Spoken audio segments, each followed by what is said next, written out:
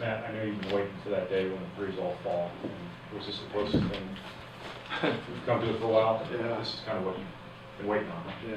Well, I just think that for our guys, it's been a good lesson to be able to hang in there in games when the shots aren't going down. Because normally when you struggle from the perimeter, it affects other parts of your game. And when we've had games that's happened this year, but for the most part, the past month, when we've struggled shooting the ball, we've hung in there. And we've been able to continue to battle and really play hard, despite, missing some open shots that are good shots. And Kendall Stevens is a really good shooter. Obviously, Matthias is too. And just trying to get those guys going a little bit. And then Vince, really knocked down some shots in non-conference from three. So it was great to see him knock down a couple also. And that just keeps everybody honest. Matt, obviously the rebounding total is, and points off of the second chance points are big. But I asked Coach Miles this, would you agree that, you're 1 for 8 from the field, 1 for 6 from the line to start, and it's only 8 to 3, Right. as opposed to maybe 18 to 3. Mm-hmm. You stayed alive. Was that a key, looking back on Right. it, very key? Well, I thought it was huge. The first 3 shots that they made were all tough shots, and we were right there. Then we had some struggles on the offensive end at that time. Yeah, we were in a tough spot, but it should have been worse. We were very, very fortunate not for it to be worse because we did some positive things. We missed a couple layups. We missed free throws. And but our guys did a good job of just grinding it. And we knew this was going to be a grinder type game. After they made those first 3, they only scored 12 points in the next 18 and a half minutes. So I thought our defense really kept us in there. But we had some opportunities. I talked about the free throws, but we had some transition miscues. And we turned the ball over, and then we missed some layups in transition that we have to do a better job with. Coach, I know he still put up some numbers, but Pettaway seemed to really be bothered by Rayfel today. Rayfel really seemed to sort of get into his head. How important was that matchup and winning that matchup? Well, I thought, I feel this way with scores. You got to get their shot attempts closer to the point total.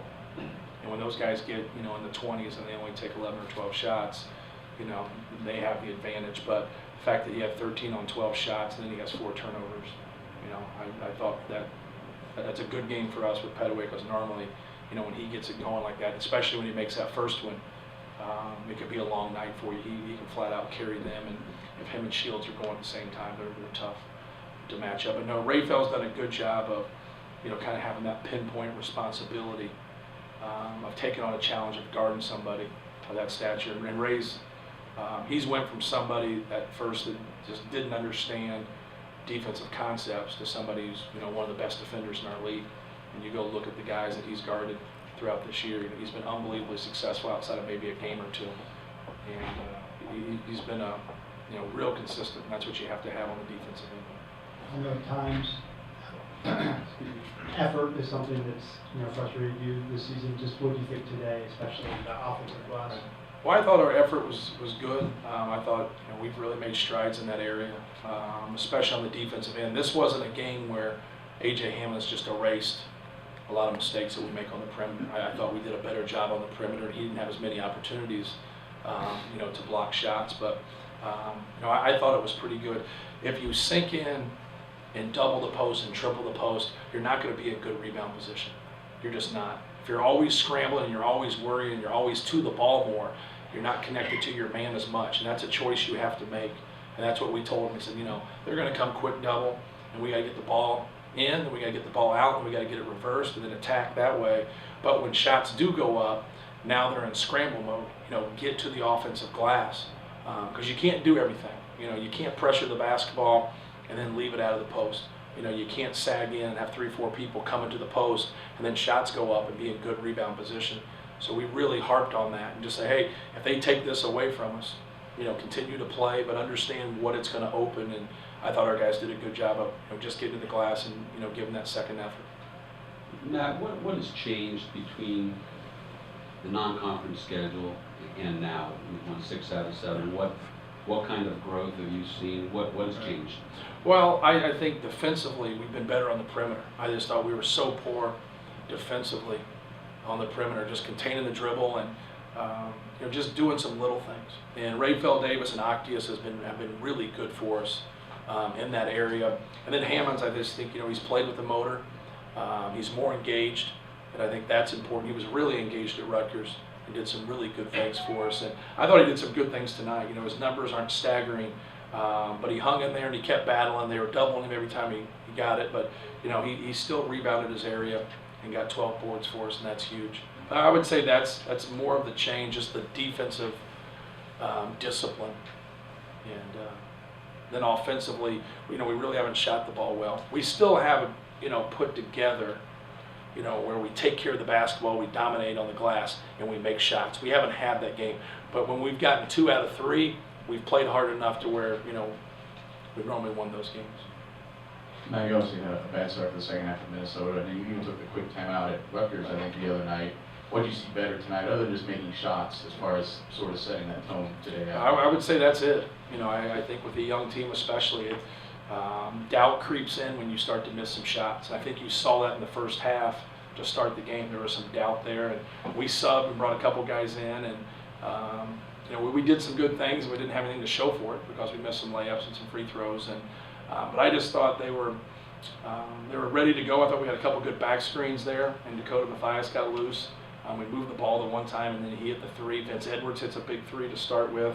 But just getting some stops and making some baskets, I think that's huge for us to make a couple in that stretch to start the second half. Coach, how important has it been for Hammond's development to have a guy like Haas, who's more of his physical equal, Right. could you go against in practice every day? It has been huge for both of their development. AJ can step out a little bit more than Isaac can. You just can't have an off day in practice between those two. And we split everybody up. And so we go about 25, 30 minutes every single day where the guards are down working on, offensive, defensive breakdown stuff. And they really just play one-on-one in the post for about 20 of that 30 minutes. And they just go right at each other. We put them in different situations. We trap them differently. We finish at the rim. We get pads out. We get heavy balls. But their one-on-one competition gets pretty heated. And you can see it. Isaac is somebody that's going to have to learn to fight through fatigue and do a better job in that area. But AJ pushes him to the test, every single day. But that's been great for Hammonds. And that has been great for Hammonds. But I think they help each other. 2 more in the back. Coach, BJ's had sort of a fluctuation with his minutes throughout the season, and tonight he seemed to get quite a few minutes. I don't know the exact number. Where does he stand? Where is he at developmentally? Well, I think he's done a good job. It's hard to, I always say this in recruiting, it's hard to make improvements when you don't play a lot.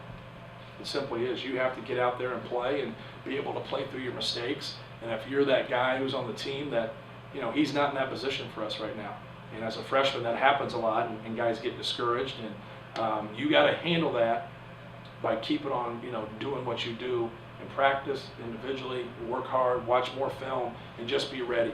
But it's difficult. If you've ever been 8th, 9th man on a team and you get, 5 to 15 minutes, by the time you get loose and you get into a rhythm, somebody else is going out. And the thing you try to tell players, and they don't really buy this, and the only time they'll buy it is when they probably get into coaching, is I'm not taking you out, I'm putting somebody else in. And if you just say, you got to understand, you played 28 minutes in high school. If you get 2 fouls or you get fatigued, somebody goes in for you. Whenever you're ready, you go back in.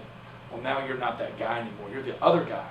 And so it's not just him, but I always try to say to the guys, do you know how that guy in high school felt that backed you up? Do you understand? Well, now you do. It's hard. It's hard to have confidence when you don't play a lot. It just simply is. And you just want more of an opportunity, and you can be, more productive, but you're not in that position. So it's a hard thing.